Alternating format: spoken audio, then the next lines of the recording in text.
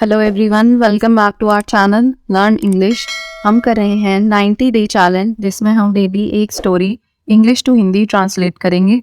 इसके अलावा हमारी एक और सीरीज़ है जिसमें हम कर रहे हैं इंग्लिश स्पीकिंग। इन स्टोरीज से जिसमें हम ट्रांसलेशन कर रहे हैं, आपको इंग्लिश समझ नहीं आएगी। मतलब कि आपको अगर कोई भी टेक्स्ट दिया है तो उसको आप समझ पाओगे अच्छे से। इंग्लिश स्पीकिंग में आपको शब्दों के उच्चारण और या इंग्लिश में प्रोनाउंसिएशन पता चलेगी कि कैसे किस शब्द को कैसे बोलना है। उस सीरीज का लिंक भी आपको डिस्क्रिप्शन बॉक्स में मिल जाएगा। स्टार्ट करते हैं। आज है हमारा डे 26 और हमारी आज की स्टोरी है farmer and the snake. Farmer होता है किसान और स्नेक होता है सांप। तो हमारी स्टोरी हुई एक किसान और एक सांप के बारे में। वंस अपॉन अ टाइम, जहाँ पे भी आपका वंस अपॉन अ टाइम से कोई भी स्टोरी स्टार्ट हो रही है, इसका मतलब आपकी मोस्टली स्टोरी सारी पास्ट टेंस या भूतकाल में है। ठीक है, क्योंकि वंस अपॉन अ टाइम का मतलब होता है एक समय की बात है। एक समय की बात है। मोस्टली आप देखेंगे कि जितनी आपकी फेरी टेल्स वगैरह आती हैं, इनफैक्ट डिज्नी वगैरह पे भी अगर कोई फेरी टेल आ रही है आपकी, तो मोस्टली ऐसे ही स्टार्ट होती है कई कई कि once upon a time there was a princess या ऐसे। तो once upon a time there was a farmer who lived in a small village. एक समय की बात है। There was a farmer, was होता है था। तो एक किसान था जो हो गया आपका जो लिव्ड है आपका लिव की सेकंड फॉर्म, मतलब रहता था। कहाँ? एक छोटे गांव में। इन अ स्मॉल विलेज, इन हो गया आपका में, अ स्मॉल विलेज छोटे गांव में। तो एक समय की बात है, एक छोटे गांव में एक किसान रहता था। उसके अलावा हम इसे ऐसे भी लिख सकते हैं कि एक समय की बात है, एक किसान था जो एक छोटे गांव में रहता था। He was a kind and generous man, and he always helped those in needs. He was a kind होता आपका दयालु, and generous मतलब उदार। वह एक दयालु और उदार आदमी था। and मतलब और, he always मतलब वह हमेशा, helped those in need, help है आपका help verb की सेकेंड फॉर्म, जिसका मतलब होता है मदद करना। तो वह हमेशा मदद करता था किसकी? दोज इन नीड, जिनको जरूरत हो उसकी मदद की। तो आपका इस पूरे सेंटेंस का मतलब हुआ वह एक दयालु और उदार आदमी था और वह हमेशा जरूरतमंदों की मदद करता था। जरूरतमंदों की मदद करता था। ठीक है, दोज इन नीड मतलब जिनको मदद की जरूरत हो, या हम बोल सकते हैं जरूरतमंद। वन डे मतलब एक दिन a snake came to the farmer's house. जो आपका ऐसे यूज हो रहा है फार्मर्स हाउस अपॉस्ट्रोफी एस, इसका मतलब होता है किसान का घर। किसान का घर मतलब ये वाला जो वर्ड है आपका, सेकंड वर्ड जो है उसका पहले वर्ड से क्या रिलेशन है? फार्मर्स हाउस, किसान का घर। ठीक है। One day snake came to the farmer's house. Came हो गया आपका कम की सेकंड फॉर्म, इसका मतलब होता है आना। तो एक दिन एक सांप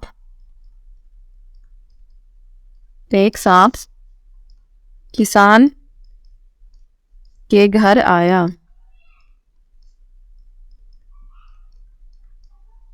the snake was very sick. Snake जो है वो बहुत बीमार था। सिक हो गया बीमार।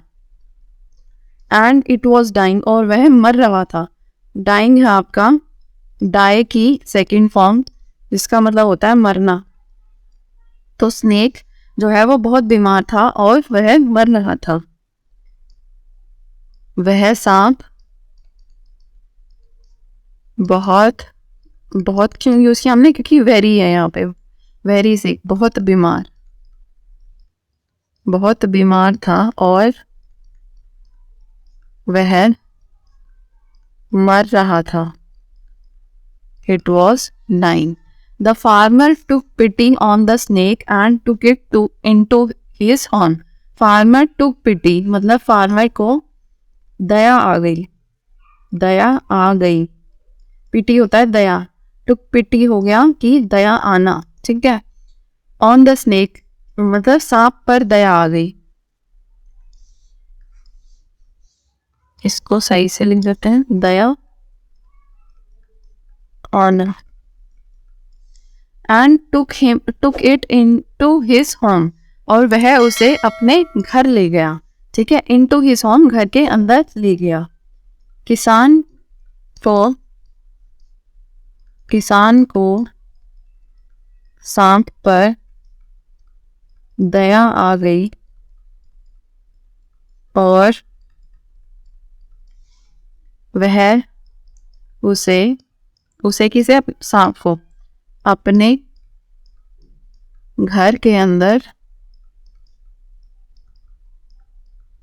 ले गया। टुक होता है वैसे आपका टेक की सेकेंड फॉर्म, जिसका मतलब होता है कोई भी चीज लेना, ठीक है। He gave the snake food and water and he nursed it back to health. Gave है आपका गिव की सेकेंड फॉर्म, जिसका मतलब होता है देना। तो उसने सांप को खाना और पानी दिया, food and water, and nursed it back to health.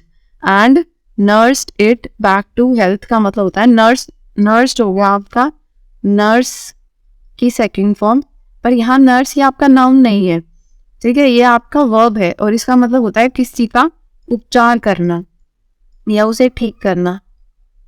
तो वह ही nursed it back to health, back to health हो गया मतलब स्वास्थ्य वापस कर दिया या ठीक कर दिया।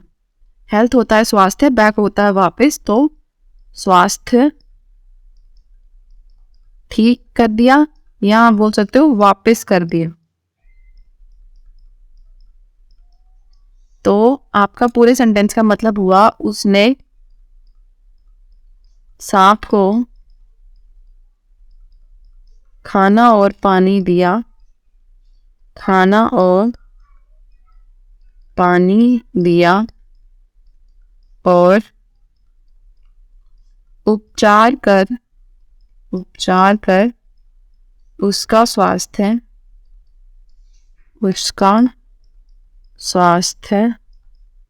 ठीक कर दिया, उसका स्वास्थ्य ठीक कर दिया। The snake was very grateful, जो सांप था वो बहुत आभारी था। ग्रेटफुल हो गया आभारी, किसका, किसान का। एंड इट प्रोमिस्ड मतलब उसने प्रॉमिस किया, उसने वचन दिया। प्रॉमिस होता है वचन देना। प्रॉमिस नाउन अगर है तो सिर्फ वचन है, और प्रॉमिस अगर वर्ब है तो वचन देना। To repay him one day, repay होता है मतलब आपने किसी से कुछ लिया और वापस कर दिया, ठीक है। तो उसने उसे मतलब वचन दिया कि वह उसका कर्ज दे देगा, मतलब तरह से उसका जो भी उसने उसी हेल्प की उसके बदले वो उसके लिए भी कुछ करेगा। उसकी दया का कर्ज हो गया एक तरह से उस पर, वो वापस चुका देगा। तो रीपे होता है चुकाना। वन डे हो गया आपका एक दिन। तो the snake was very grateful to the farmer, सांप किसान का बहुत आभारी था, किसान का बहुत आभारी था और उसने उसे वचन दिया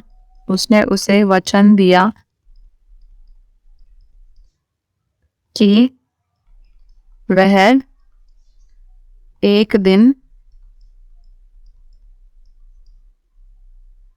मतलब एक दिन उसका कर्ज चुका देगा, उसका कर्ज चुका देगा।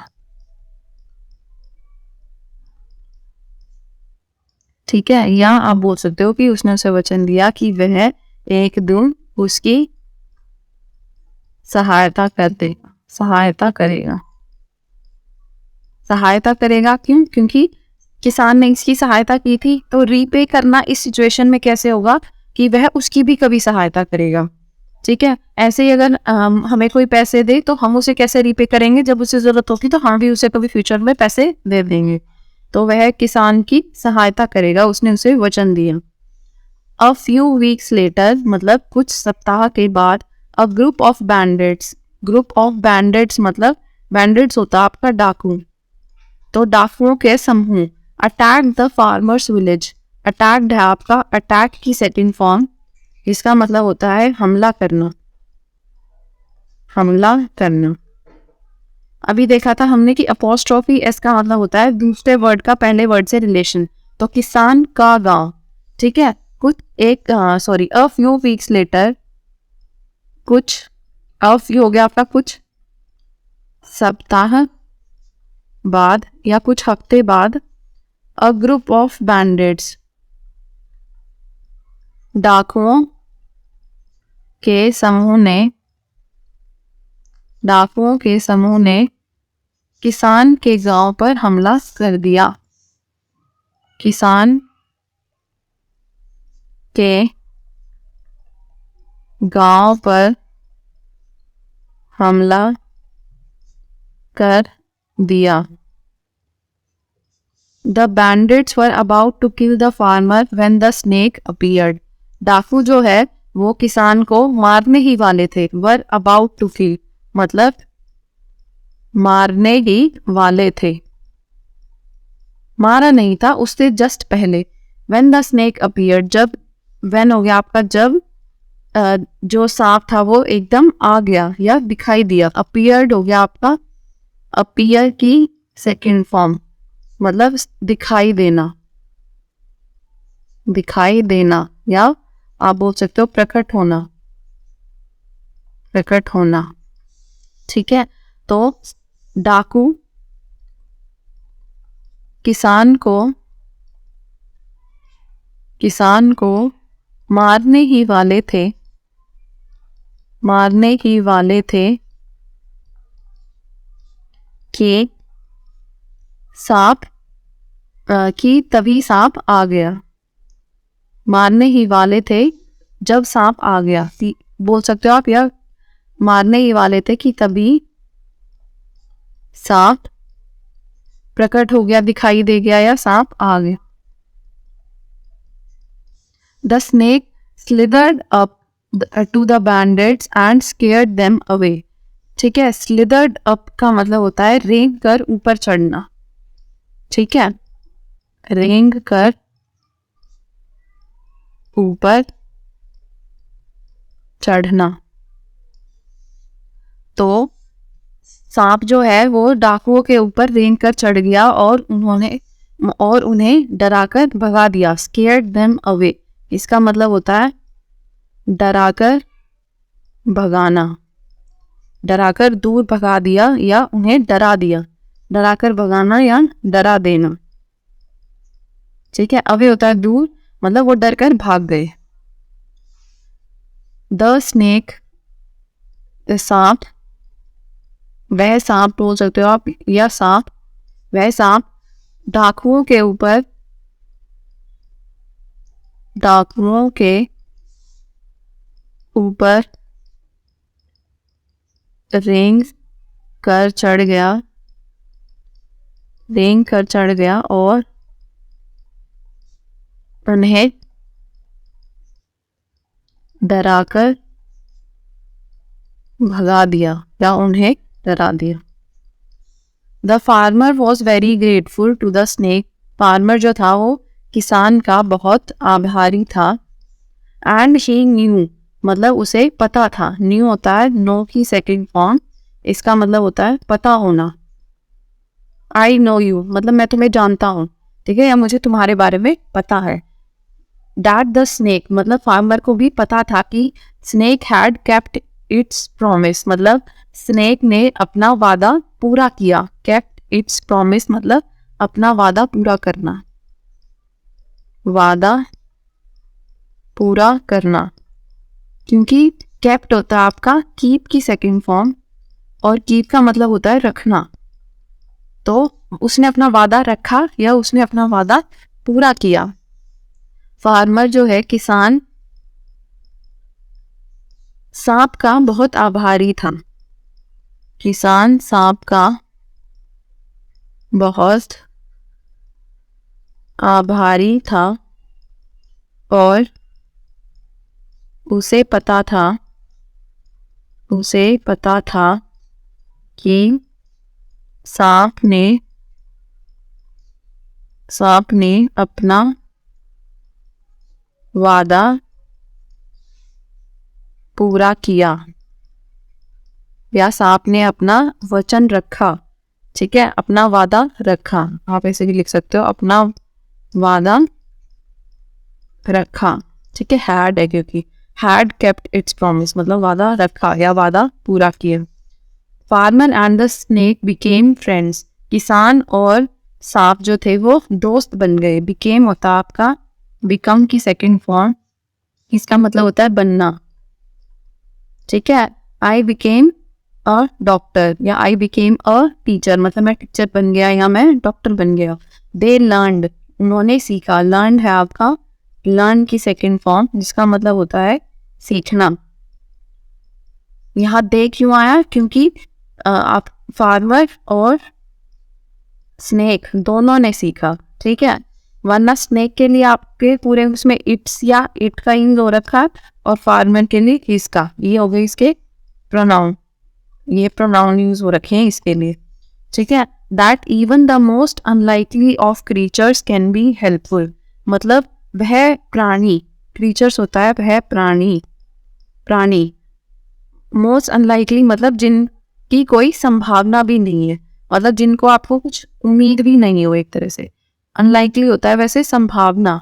ठीक है, संभावना ना होना, मोस्ट अनलाइकली मतलब बिल्कुल भी जिसकी संभावना नहीं थी, संभावना न होना मतलब ये आपको वो प्राणी जिनसे आपको बिल्कुल भी संभावना नहीं थी, बिल्कुल भी आपको उम्मीद नहीं थी, वे भी आपकी हेल्प कर सकते हैं। They can be helpful, helpful मतलब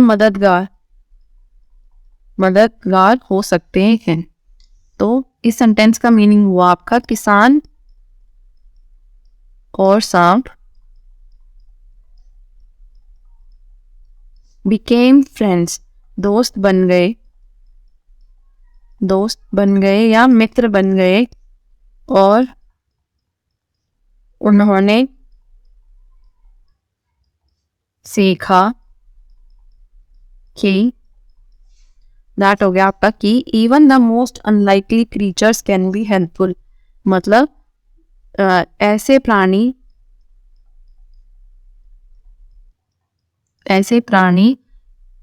जिनकी संभावना भी नहीं थी, जिनकी संभावना भी नहीं थी, वे भी मददगार हो सकते हैं, वे भी मददगार हो सकते हैं। ठीक है, यहाँ हमारी ये स्टोरी फिनिश होती है। नेक्स्ट क्लास में हम करेंगे next story. Thank you so much for watching, see you next time.